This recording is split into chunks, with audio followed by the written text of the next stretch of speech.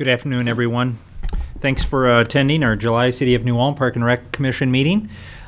Special welcome to our guests here, Brody, Cindy, Clay. Thanks also for joining us, and the commissioners that made time today to come together.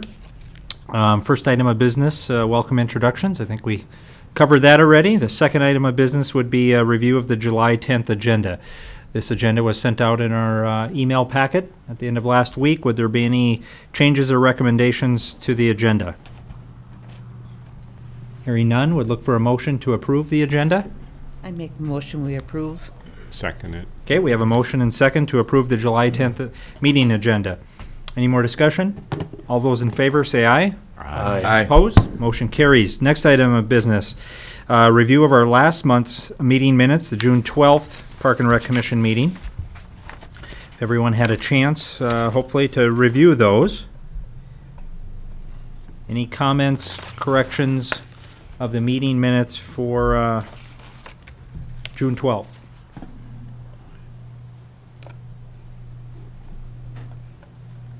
Under item number 6, probably just a few typos, but I don't think they would change anything of substance with the discussion, conversation with Renew. Looking at line maybe about 6 or 7 under bullet point number 6. Prochniak asked council if they would consider alternatives to consider, and she appreciates the council's acceptance of its. Again, doesn't change anything in substance. I don't get too hung up on those sorts of things. Anything else I didn't see that. to note for the meeting minutes? If not, I would ask for a motion to approve them. So move. Second. Motion and second to approve the June 12th meeting minutes. Any more discussion? All those in favor say aye. Aye. Opposed? Motion carries. On to item number 4 was the last month's department activity report, also included in the packet. This would be an opportunity for any comments, questions for Director Schmitz or Assistant Director Corman.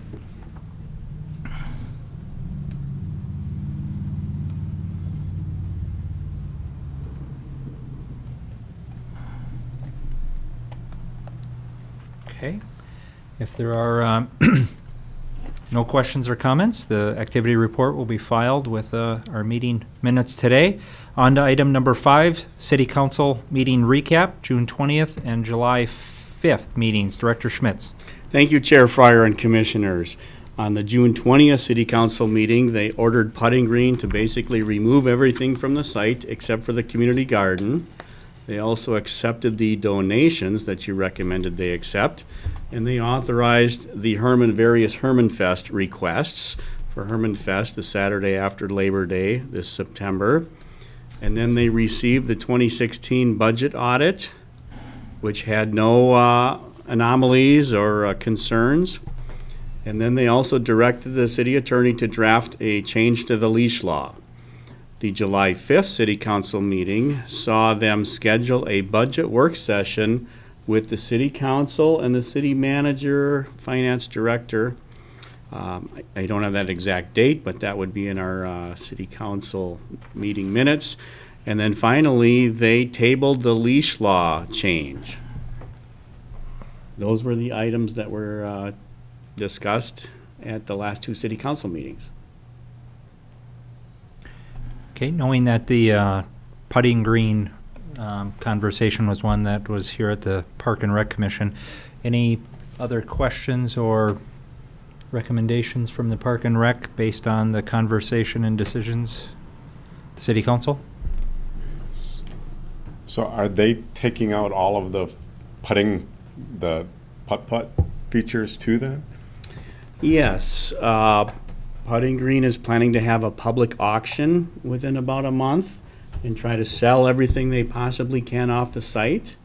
And then the money generated from that sale will be used to pay for removal of other elements and components on the site that don't sell. So we will see what comes at the end of summer, what remains of the site. The City Council doesn't know what they want to do with the site yet, so there will be some time, possibly a long time, for the City Council to decide what they want to do with that site. But the lease is nearing a final draft for the community garden with Putting Green Incorporated, so that we'll be planning to continue. Okay. So if you want to buy one or more mini golf holes, please attend that auction. You can have those in your backyard, Commissioner Baumgart. Yeah. Will Park and Rec be asked to come up with any recommendations for the use of that area? We have, and we will continue to look at that and present ideas to the commission, and then forward your thoughts and ideas onto the council. But there doesn't seem to be any urgency at this moment. You know, we've talked about the site as a potential trailhead. Welcome to New Ulm Gateway Trailhead, maybe a trail on top of the berm if that's possible to connect to Front Street. And then another possibility may be a farmer's market site, as you know we've discussed. So there's a number of ideas on the table and no decisions have been made yet. Okay, thank you. Any other questions? Thank you, Director Schmitz, for the updates on City Council meeting. Old business, number 6, renew local option sales tax. Has my name listed there. To be honest, I don't think there's much of an update since the last time we met on June 12th. I do know that the City Council is looking to have a work session of some type, I believe in the next month or so. In August. In August. Yep. To re-engage on the discussion related to the sales tax and timing of the projects that were approved.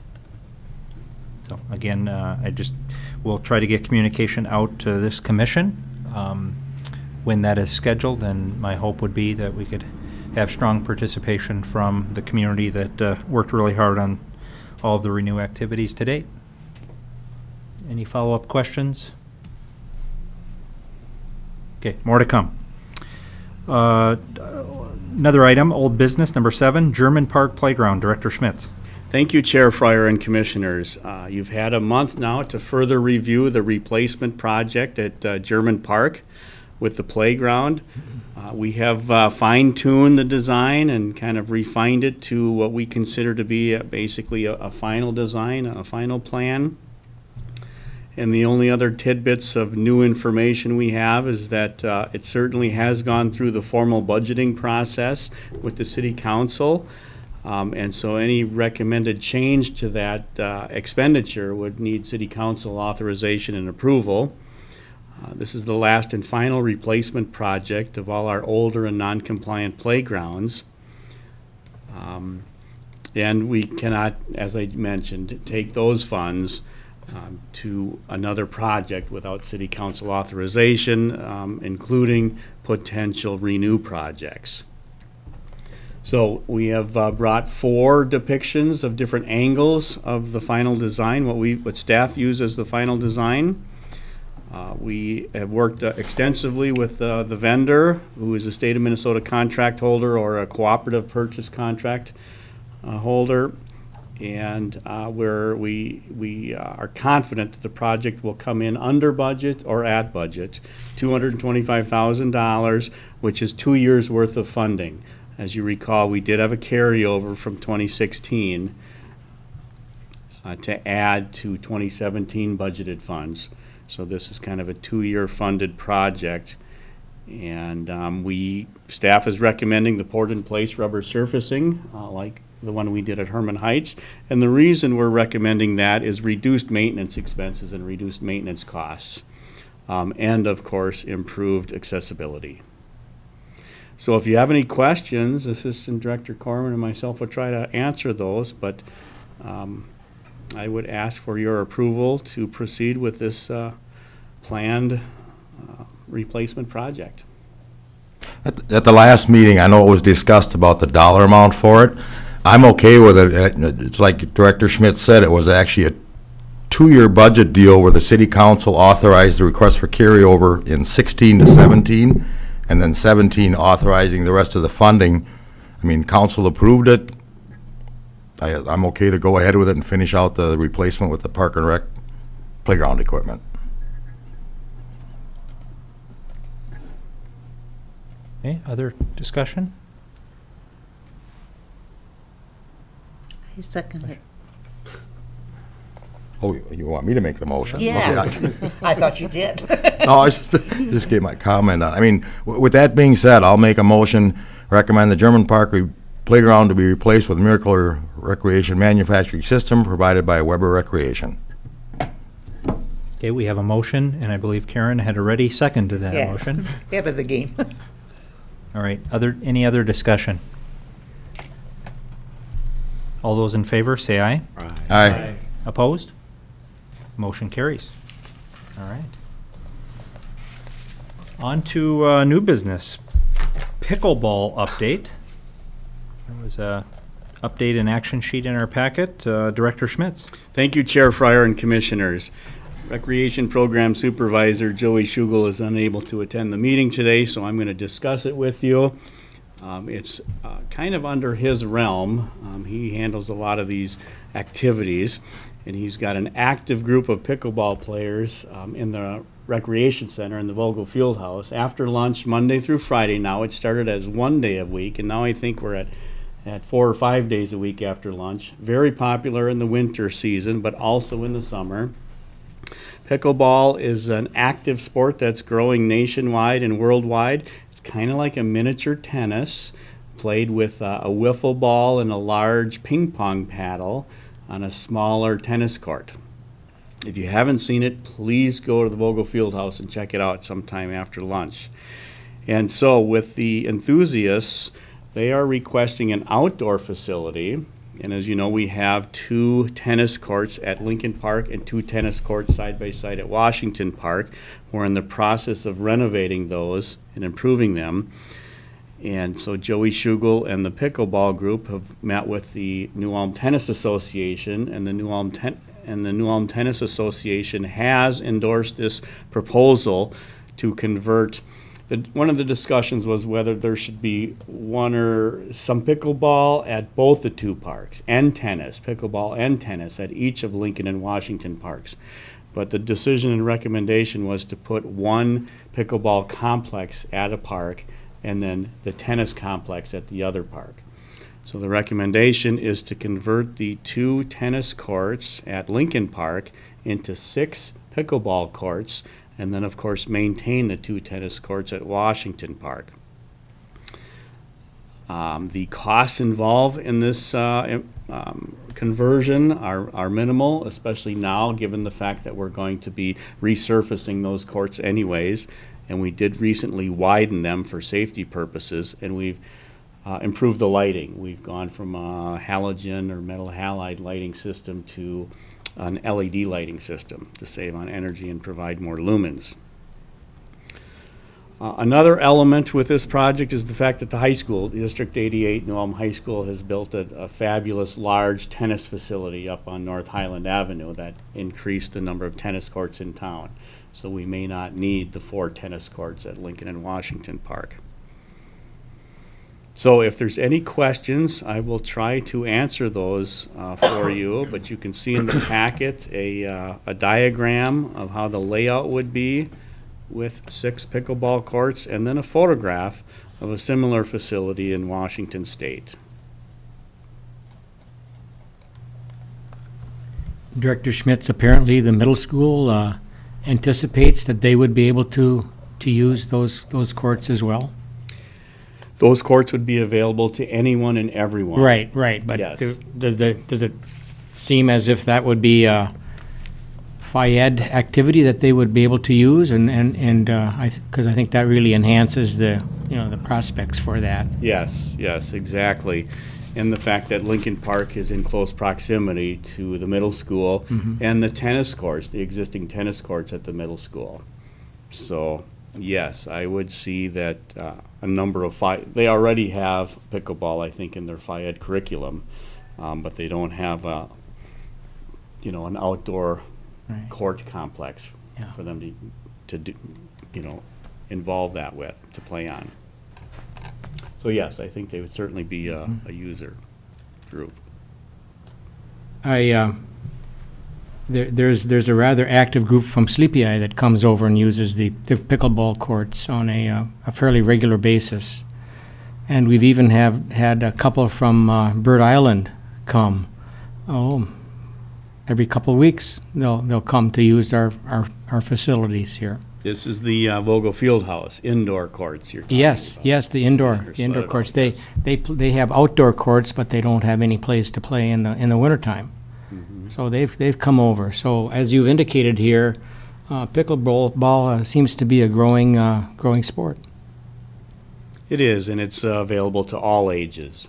It's a pretty simple game to play for everyone, both novices and experienced players. So are we gonna get a lot of use out of it when it's hot outside? I would anticipate a similar amount of usage as we may have seen with tennis. You know, when it's extremely hot and humid, people probably gravitate to the Vogel Fieldhouse. Or the outdoor aquatic facilities.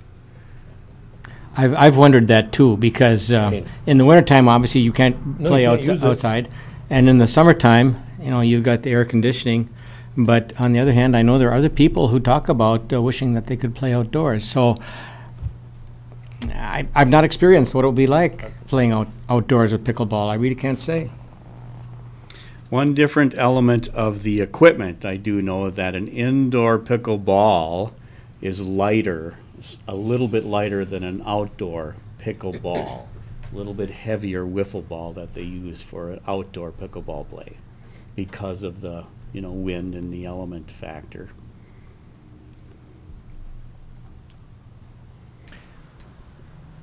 Okay, good questions, discussion.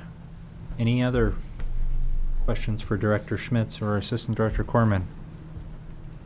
I don't know if this was considered, are there any other ideas for alternative use of that space at Lincoln Park besides this, converting them pickleball? Is there, to the point of use, would there be any other priority for the Park and Rec of saying, well, we could utilize that space and add some other amenity that would be of higher interest? Staff has not come up with a recommendation. There certainly could be, there could be an exterior fitness court established, or potentially a small, modest-sized bicycle training center. Those are a couple of elements in our system that we don't have yet. But given its history of tennis and the upswing of pickleball play, staff feels that this would be a low-cost improvement, and things could change in the future, and we would still have that real estate in our system to make a change with. Well, we live a block from Lincoln, and I think it would be really neat to see that change due to the middle school having their tennis courts really close anyway. So you're not losing much. It's still right in the same vicinity. And there's a lot of extra land too at Lincoln, because the back part used to be a park also. It's still parkland, yes, and there's this small, tiny little neighborhood ball field that has been used as a skating rink in the winter, but not recently. Well, I know there used to be other park equipment that was even behind where that shelter was. Okay. So there's still extra space too, so. Yes, for other development. Okay. Any more questions or discussion? If not, I'll look for support by a motion to convert the tennis courts into pickleball courts. I'll make that motion, that we convert the tennis courts to pickleball courts. I second. Okay, we have a motion and second. Any more discussion? All those in favor, say aye. Aye. Opposed? Motion carries. On to new business item number 9, donations. Director Schmitz. Thank you, Chair Fryer and Commissioners. We have 3 donations offered to the city this past month. $100 cash from Laura Reinartz for a paver stone in German Park and improvements to German Park. And then 2 cash donations to the dog park. $40 from Happy Tales Dog Park Group and $50 from Bryce Andre. So a grand total of $190 offered to the city through the Park and Recreation Department over this past month, and I recommend you forward it on to the City Council. Okay, we'll be looking for action. Move adoption. Second. Motion and second to recommend the city council accept those donations as Dr. Schmitz outlined. All those in favor, say aye. Aye. Opposed? Motion carries. On to next item, number 10, 2018 fee schedule. Days are getting shorter and we're talking about the budget. Probably should have brought it up a month ago. Oh, God, yeah, all right. Thank you, Chair Fryer and Commissioners. This is your first formal opportunity to begin thinking about the 2018 fee schedule. Staff doesn't have any significant changes proposed as of this moment, as of this time. Our philosophy remains the same, and that is to try to keep our fees affordable while we adjust for inflation, recouping fees wherever feasible, passing costs on to actual users, consider partially subsidizing youth activities more so than adult activities, and regular small increases are favored over few large increases of fees. So we try to tag a number of inflationary elements to the consumer price index, and so I presume next month we will bring to you the actual recommended or proposed fees for next year. And in the packet you see where we're at this year, what the 2017 fees are. So you can submit any comments you'd like now or over the next few weeks to our office, and we will actually present to you the numbers that we're proposing for the 2018 fee schedule next month. I don't think we actually need to take formal action until September. Is that correct, or do we need to do that in August? Yeah. So we might not need to take final action in August, but we certainly would in September. So any thoughts or comments on fees?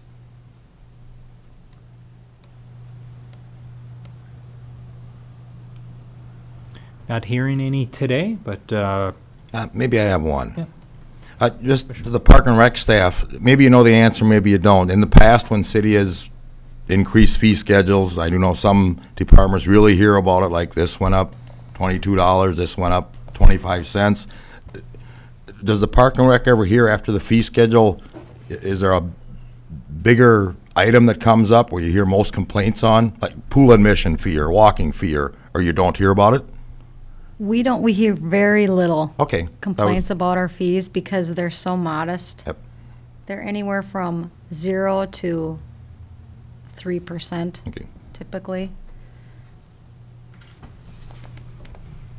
Good. The only change I recall was a few years ago when we had some a la carte pricing at the recreation center, and then we went to one price for everything, admission in the recreation center.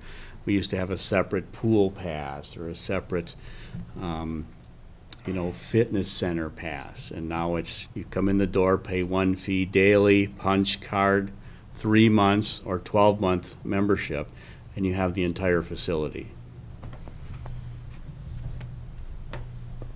okay.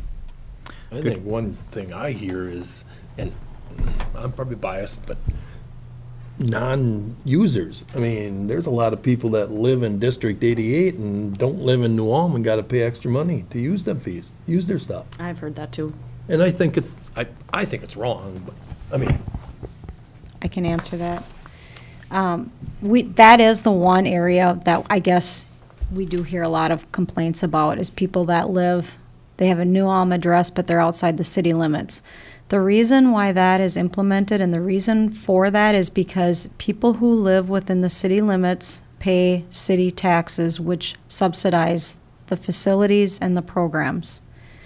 And I understand and I respect that if you live in the rural route area, just because you're in the school district, I understand you pay taxes too, but you pay township taxes, which goes towards your township. If you live in New Ulm, your city taxes help subsidize those buildings and programs, and that is the reason for the resident, non-resident fee.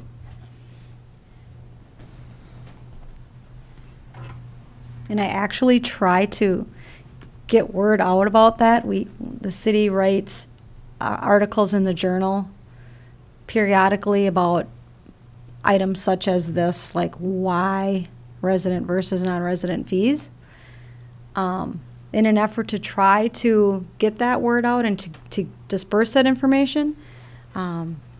So I try to, whenever I can, explain the reasoning for that. Okay.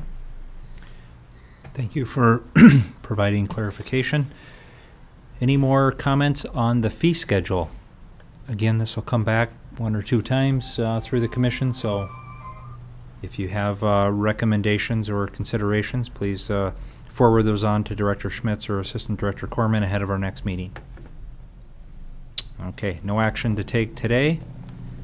Correct. Correct? Okay, on to last item of new business, 2018 budget. Director Schmitz. Thank you, Chair Fryer and Commissioners. Again, your first time to formally contemplate next year's budget. Our philosophy has not changed, and that is to make sure that we're not recommending any large new additions to the system without accompanying revenue sources. Focusing on repair and maintenance of existing facilities and programs. A reminder that our fund, the Park and Rec Fund, 215 in the Finance Department, is a special fund, meaning that the money in the fund stays in the fund. It doesn't transfer out to the general fund or streets or sewers or other aspects of municipal government. And if we aren't able to spend everything, if we don't complete all the projects in one year, we can roll those into the next year. Very different than some other government agencies and organizations operate, such as the state of Minnesota.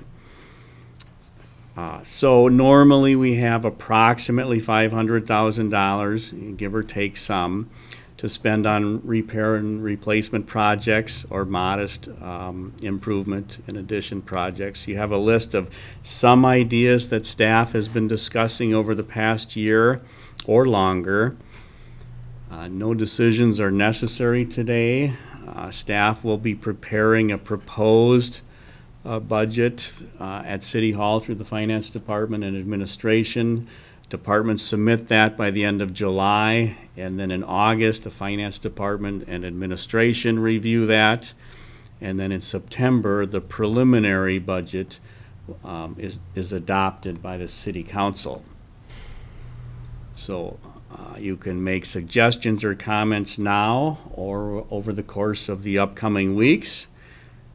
And then we can make a formal recommendation in August, at the August meeting, if you have any specific suggestions or comments related to the 2018 proposed department requested budget. One item I would like to point out in that this list is not necessarily prioritized, but it just so happens that item A is a very important project, and that is certainly one that I will be recommending we include in the 2018 proposed or recommended budget. And that is the elimination of the deteriorated Casota stone limestone retaining walls on Center Street at Herman Heights Park. So any other thoughts or comments or questions you might have or thoughts? Could you further identify the item E, fitness court, $100,000, and the, where did I see another fitness item here, I thought? For fitness equipment replacement for $25,000. What is that? What does that involve? Certainly. Item H, the recreation fitness equipment replacement, is actually found in all of our annual budgets. Every year we recommend and have had in our budget approximately $25,000 to replace strength and cardio equipment in the recreation center. It's for the strength and cardio? Yes. Yeah, okay. And that is simply replacement. A lot of people running on a treadmill for a long time tend to wear it out. Yeah. And so that's replacing the Cybex strength equipment in the strength center and the various cardio pieces in the cardio center, including the spin bikes also. That we're well into our second round of spin bikes, and so we certainly need to replace those. Item E, the fitness court. I will forward out an email shortly in the next few days. This is basically, imagine a tennis court complex, 2 tennis courts at Lincoln or Washington, a concrete slab approximately that size, probably smaller, a little bit smaller, in which there's static fitness pieces where you can use your weight to exercise, pull-ups, chin-ups, sit-ups, stepping stone type elements. We have recently seen an upswing in those in our country, and we have a particular couple of vendors that are talking to us about those. So that's what that is. It's approximately $100,000 for an outdoor, free-to-use fitness court that doesn't have dynamic pieces as far as, like a bicycle or an elliptical. They're static exercise pieces. Any other questions? One item I'm going to bring up is, this goes back to the 2020 visioning that was held last November. I think you're all familiar with that, this major group picked out 5 priorities for the city, whether it be business, parks, and whatnot. And one of those committees was Riverside Park, which that committee is still meeting. In fact, it meets later this evening.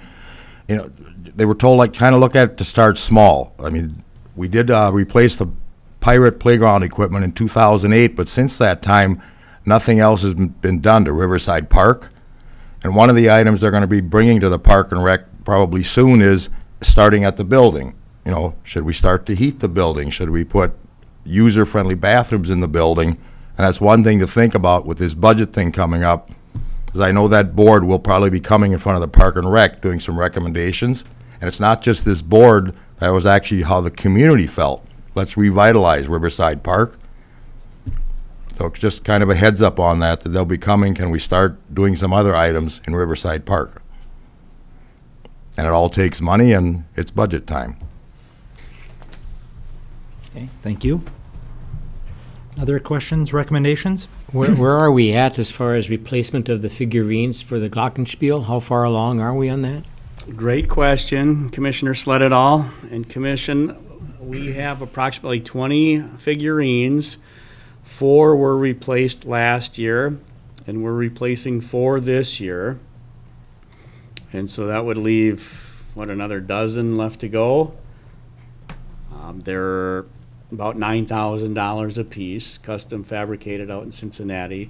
These are the original ones, kind of a paper mache type item, and the new ones are an epoxy fiberglass that will last many decades longer than the original ones. So I have been proposing 4 of those a year, and I'll recommend at least that many again for 2018.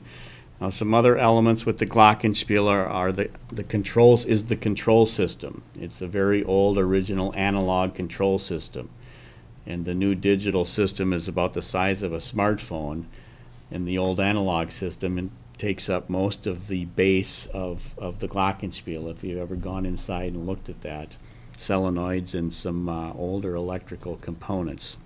And that's, I think that's, have I got that in here? Yes. $100,000 there. That would cover the controller and probably 6 figurines. So I'll bring more information on that, but if we don't replace that controller in 2018, we probably should in 2019. We spend about $5,000 a year on maintenance, where Verdon Corporation comes in from Cincinnati twice a year, spring and autumn, and kind of tunes everything up. I mean, they don't tune the bells. The bells are factory bells, but they lubricate everything and test everything and replace any components or elements that need replacement. So we are performing our maintenance, but there's some larger items. I don't think we'll have to replace the bells for quite some time, but the controller and the figurines and so on are in need of replacement over the next few years. Okay, does that answer the question, what you're looking for? Yes. Okay. Other questions, recommendations? I have had some people mention about the skate park, a shelter. So that is something that we've been down there too, and it gets hot, very hot. So it's just something to put out there. Yes, it's on the list, item L. It's also something we're looking at, if we're looking into figuring out if we can actually afford to do that this year. We just put lighting in the park this past year. But yes, it does need shelter, as a number of our parks need shade structures and open shelters. For adding to the list of things we're going to be challenged to afford, I would have two. Right? You don't get them on the list, do you, if you don't? Put them on the list. And one we've had some discussion on, it just maybe doesn't jump off the page at me. Here is, we've talked about some high-need populations or parts, areas of our community, from whether we think about it outdoor structure, playground, park, or even some of the programming. Goosetown, obviously, we had a couple work sessions on, and then the north and south trailer park areas of what could we be doing to bring some of the same kind of park and playground accessibility to some of those I would consider more underserved populations. And that was part of my hesitancy with the German last month, was I don't sit here with 100% comfort of spending that sort of money in one project when I still see a few others that seem to be a higher priority, at least for me, of trying to serve in a more comprehensive way the entire city of New Ulm population. So one would be programming and playground park for some of those high need, and I just hope we could get creative of, again, I wouldn't see it as a $100,000-$200,000 playground system, but are there options that we would have to start with something in a couple of those areas. And then the last one I do get more recommendations on is around outdoor pool. And I think everyone I've talked to has understood we're moving on from not rebuilding a new outdoor pool for New Ulm. But what is and I think Director Schmitz, Assistant Director Corman, you've seen it in the Park and Rec, the new phenomenon is the splash pad concept, and it's where you don't have any. Does everybody understand what a splash pad is? If there's a way we could look at our parks and at least start with something and say, could it be expandable, just like you've laid out here, of sometimes it's incremental approach and continue to add. Is there a way to look at that where we could meet the need or hopes of the community and families and others in a different way that isn't a $5 million outdoor water park that other communities have invested in, but do something to alleviate the desire for people to leave the community? Yes, I would agree with that, and I would challenge the commissioners to work with staff and assist staff to determine maybe our first location. You know, we've been talking about Next Park for quite some time, and we do have some funding, some funds in the Parkland dedication account.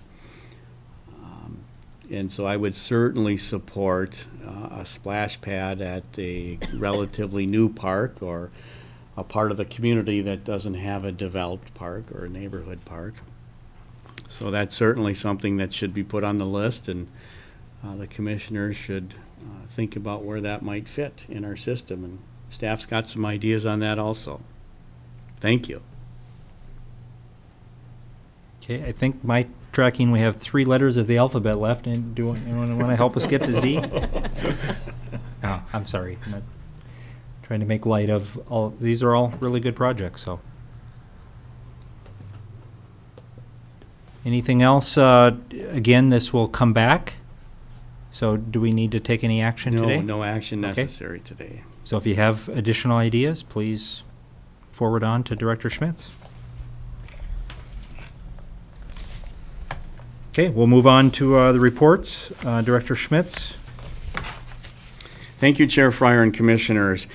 There's a number of items in your packet here on the agenda. Completed projects, projects that are in progress, meaning that purchase orders have been issued, and the planning projects that are still just in the planning and conceptual phase.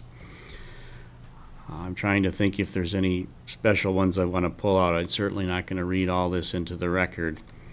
We have been involved with a number of energy efficiency projects, lighting, LED lighting projects to help us save on energy and replace older light fixtures with LED fixtures, including the Herman Heights shelters.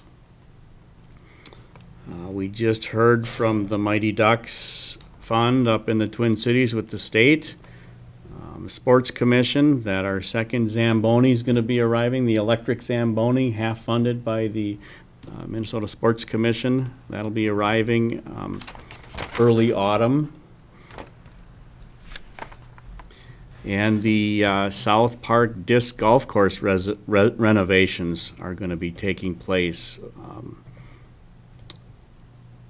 before autumn also.